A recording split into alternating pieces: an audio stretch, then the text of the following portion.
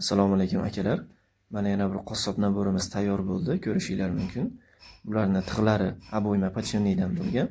Xo'p, soplarimiz yog'och sop, ya'ni chinor. Tig'larini keskinlik darajasini oshirish uchun bularni sug'organmiz. Ko'rishinglar mumkin. Go'sht kesadigan, kalla oladigan va bunimiz go'sht maydalaydigan. Bunisi esa terishiladigan pichog'imiz. Bularning reaksiyalarini ko'rsatamiz. Reaksiyalarni ham hozir ko'rsatamiz. Ko'ryapsiz. Kalla oladiganimiz ham mana reaksiyalari bemalol.